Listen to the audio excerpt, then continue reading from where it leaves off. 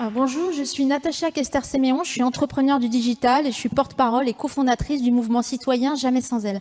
Je vais d'abord remercier Madame Sybille Tillial pour nous avoir proposé ce partenariat qui nous permet donc d'avoir au moins une femme présente dans tous les tables rondes de cet événement. Donc je vais vous le présenter rapidement puisque, si vous pouvez avoir les slides s'il vous plaît, parce que dans le cadre de la labellisation de cet événement, donc nous prenons toujours la parole. Donc nous sommes un jeune mouvement qui a seulement 1 an et demi, qui a été fondé par 25 membres fondateurs, qui aujourd'hui est rejoint par 140 signataires. Je vais vous rappeler le terme de l'appel à l'origine qui a été lancé sur Twitter il y a 1 an et demi. Trop de tables rondes, de réunions, de groupes de débatteurs sans femmes. Nous ne participerons plus à aucune manifestation publique ou événement médiatique qui ne compterait aucune femme. Cet mouvement a été initié originalement par 2 personnes, qui est Tatiana F. Salomon, qui est dans la salle, et Guy Mamolani, qui sont nos 2 présidents, et ainsi qu'un certain nombre d'entrepreneurs du numérique, dont certains vous connaissez le nom, puisque ce sont d'anciens présidents du Conseil national du numérique, comme Gilles Babinet ou Benoît Thuelin. Grâce aux réseaux sociaux, nous avons pu diffuser ce principe extrêmement rapidement, et aujourd'hui, on peut le dire que, voilà, ce sont les signataires, merci. On peut le dire que ce sont un certain nombre de dirigeants dans divers domaines, pas seulement du numérique, mais aussi de l'économie, j'allais dire, générale et normale, de l'entrepreneuriat, de l'éducation, des médias, etc., et ainsi que des élus, vous allez reconnaître certains visages, avant et après la campagne présidentielle d'ailleurs, qui se sont joints à cet appel. Ce que je voulais dire aussi, c'est que c'est extrêmement important que ce soit venu du numérique et que ce soit diffusé, et c'est en train de se diffuser, puisque comme nous savons tous, le numérique transversal, absolument dans tous les domaines. Aujourd'hui, donc, je prends la parole parce que nous avons donc labellisé cet événement. Il y a plus d'une quinzaine d'événements en France, et ça commence à se diffuser aussi en Europe, qui reprennent le principe de Jamais sans elle. Je voulais aussi préciser que nous savons qu'il est difficile de trouver des experts dans certains domaines extrêmement précis, qu'il y a un certain nombre d'associations qui existent. Je pense notamment aux femmes de la défense, femmes de Bercy, femmes de l'intérieur, femmes de la cybersécurité, puisqu'il y avait des représentantes aujourd'hui. Ce sont des réseaux, ce sont des experts qui sont organisés. Vous pouvez solliciter, ou en passant par nous, ou directement auprès d'elles, pour faire venir dans les événements. Parce que je le rappelle, cela paraît évident, mais c'est toujours bon de le rappeler, ce qui compte, c'est la compétence. Donc on veut mettre en avant aussi nos compétences en tant qu'expertes et pas seulement inviter parce qu'on est des femmes. Donc il y a un élément aussi important pour nous de rappeler, c'est que pour nous le féminisme est un humanisme.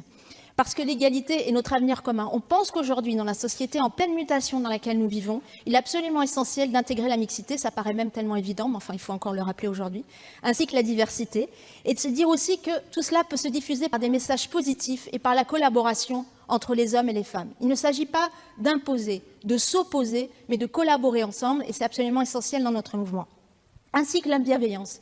Bien sûr, on peut utiliser les réseaux sociaux pour dénoncer un événement, une prise de parole, une émission de télévision, un board d'une entreprise, peut-être même parfois le gouvernement, sur l'absence de femmes à des postes importants, à des postes clés, à des postes régaliens. Mais il est surtout intéressant de valoriser l'action positive et de montrer qu'il y a des nouveaux rôles modèles dans tous les domaines. Et surtout, aujourd'hui, ce qui est vraiment nouveau et disruptif dans ce mouvement, c'est que ce soit les hommes qui s'emparent de cette question, qui prennent conscience de l'importance d'avoir des femmes aux postes clés partout.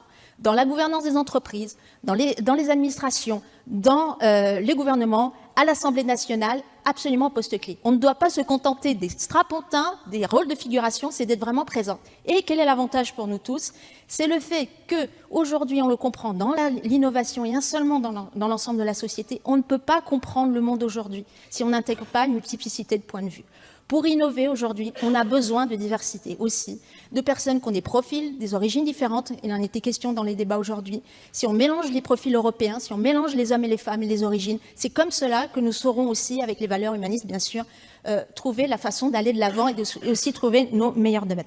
Alors je voulais juste terminer sur un point juste important, puisqu'on est aussi un mouvement citoyen, c'est l'impact qu'on a sur les réseaux sociaux. Nous avons touché quasiment 60 millions de personnes sur Twitter grâce à la communauté gigantesque qui utilise sur Twitter le hashtag tous les jours et aussi dans d'autres langues. Ça veut dire qu'il y a une appropriation, que ce sont les citoyens qui mobilisent aussi les dirigeants parce que la société va plus vite que les politiques et parfois moins vite que les entreprises vont moins vite aussi, mais en tout cas les politiques sont en retard, je pense, sur la société, sur ces questions.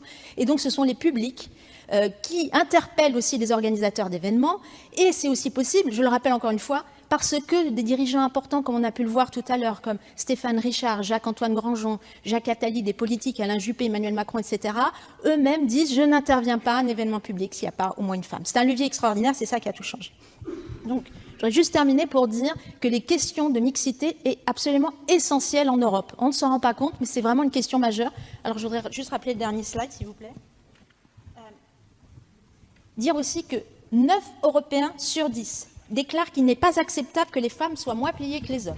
Et qu'également 9 Européens sur 10 considèrent que la promotion de l'égalité des sexes est importante dans la société, au niveau professionnel, au personnel.